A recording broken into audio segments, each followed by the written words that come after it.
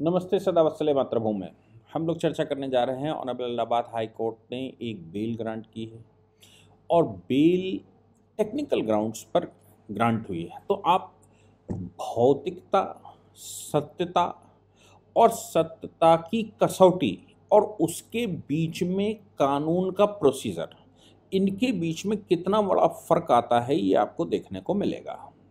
हम सब ने नवंबर 2022 को एक घटना देखी, खूब टीवी चैनल पर ख़ास तौर से सुदर्शन न्यूज़ ने उसको दिखाया।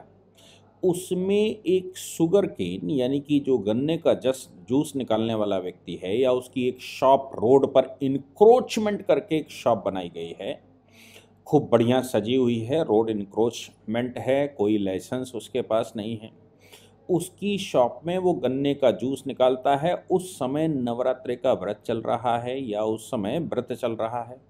वो लिखता है स्वच्छता, साफता और ये वो हमारे यहाँ जूस मिलता है। और उस जूस में जिसमें वो रखता है उसमें मीट रखता है। लोगों का कहना था कि वो गौमांस है, मैं कहता हूँ वो केवल मीट था।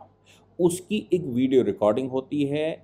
वीडियो रिकॉर्डिंग के बाद जिन लोगों ने उसको देखा पुलिस को लेकर आते हैं। पुलिस की उपस्थिति में वो मांस रखता है और लोगों को व्रत में जो लोग जूस पीते हैं उनको पिलाता है। उससे उसका नाम पूछा जाता है तो वो अपना नाम राहुल बताता है, और थोड़ा जोर पुलिस डालती है तो वो अपना नाम फैजुल या फैजल बताता है। पुलिस उसके ऊपर मुकदमा फाइल करती है। सीआरपीसी की और आईपीसी की तमाम धाराओं के बीच में मुकदमा फाइल होता है। ये घटना है 30 नवंबर 2022 की। इस पर धारा 323, धारा 504, धारा 295 इंडियन पीनल कोड और गाउ स्लॉटर प्रोविजन एक्ट या गाउ स्लॉटर एक्ट में कि गौ वंश हत्या की धारा लगती है और इसके तहत उसके ऊपर मुकदमा होता है, उसकी गिरफ्तारी होती है। ठीक है, उस पर इन्वेस्टिगेशन हुआ तो एलिगेशन पुलिस ने जैसे बनाए वो सब सच लगा कर लगा दिया, और उसकी बाकायदा वीडियो रिकॉर्डिंग होती है। वो वीडियो पर दिखाई देता है कि भाई ये कर रहा है, उसकी तस्वीर दिखाई दे रही है, शॉप की दिखाई दे रही है, पुलिस की मौजूदगी दिखाई दे रही है, सब कुछ हो रहा है, मोबाइल से वो रिकॉर्ड हो रहा है। अब वो बेल मांगने गया हाई कोर्ट। हाई कोर्ट ने में जो वकील खड़े हुए फुजैल के खिलाफ, उन वकीलों ने दलील क्या दी वो समझिए। उन्होंने कहा कि साहब कोई भी एविडेंस मिला है तो इसमें कोई एविडेंस तो है नहीं। हकीकत ये है कि वहाँ कई लोग मौजूद हैं, कई लोगों की मौजूदगी में वो गिरफ्तारी हो रही है, कई लोगों की मौजूदगी में वो वीडियो आप देखेंगे, ये वीडियो जो आप देख रहे हैं देखेंगे, उसमें आपको सब कुछ दिखाई दे रहा है। लेकिन उस मामले में हाईकोर्ट से जो आग्रह किया गया, जो जो रिपोर्ट आई है बार बेंच की साइट पर, उसमें ये कहा गया जो एलिगेशंस में या जो डिफेंस में कि साहब कोई इसमें एविडेंस विशेष है नहीं। दूसरी जो सबसे महत्वपूर्ण बात है कि अगर कोई चीज़ फिजिकली पकड़ी गई थी तो उसकी फॉरेंसिक में पता ये लगाना चाहिए था कि वाकई में ये मीट है या नहीं है। अब देखिए, मीट साफ दिखाई पड़ रहा है, सामने वाला स्वीकार कर रहा है, उसकी शॉप पर वो पकड़ा जा रहा है, वो कोई उसकी डिफेंस नहीं दे रहा है, उसकी रिकॉर्डिंग हो रही है, पुलिस सामने है, कई लोग सामने वहाँ पर खड़े हुए हैं। जो पकड़वाने जिन्होंने पहली रिकॉर्डिंग करी थी वो गवाह भी वहाँ पर मौजूद हैं कि देखो इसको हमने देखा है, और इसके बावजूद सामने वाले ने जो एलिगेशन लगाया। अब इसमें दो में से एक काम हो सकता है।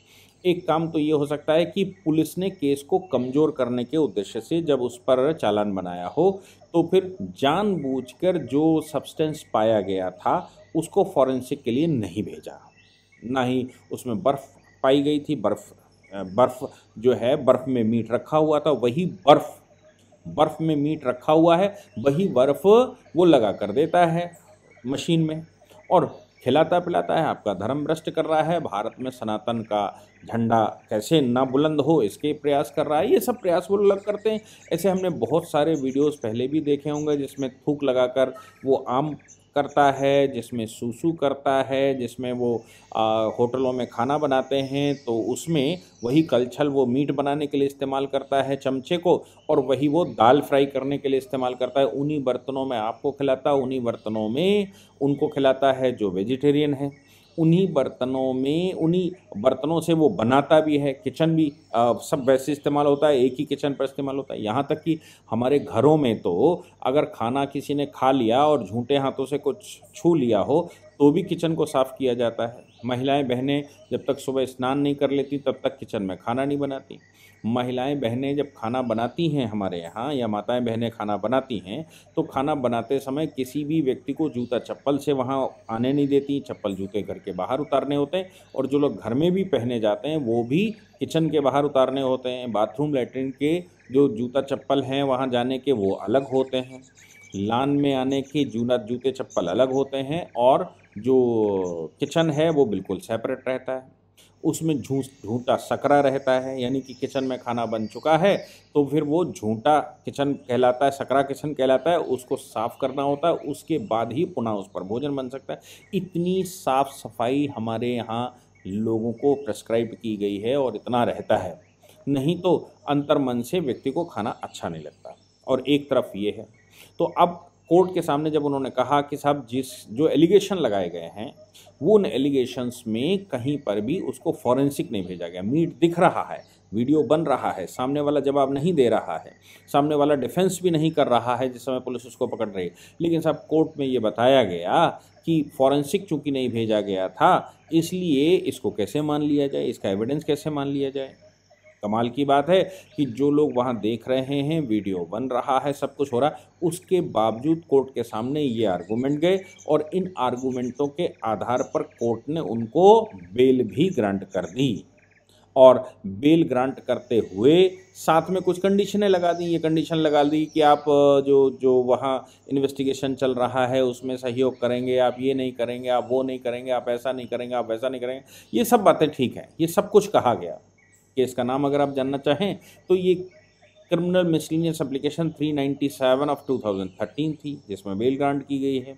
और इसमें कुछ कंडीशनें लगा दी गई। कंडीशन ये लगाई गई है कि आप एविडेंसेस को टैंपर नहीं करेंगे, आप किसी को नुकसान नहीं पहुंचाएंगे, आप कुछ ऐसा नहीं करेंगे, और जो ट्रायल चल रहा है उसको सिंसियरली करेंगे, उसका ट्रायल एडजॉर्न नहीं किया जाएगा, क्रिमिनल एक्टिविटी नहीं करेगा, ये कोई बात नहीं होती। और बेल ग्रांट इस सिर्फ एक आधार है, और वो आधार है कि जो मीट पाया गया उसको जो एडल्टरेटेड जूस वो बेचता है उसकी फॉरेंसिक नहीं करवाई गई। चूंकि फॉरेंसिक नहीं करवाई गई इसलिए पुलिस की बात पर विश्वास कैसे कर लिया जाए।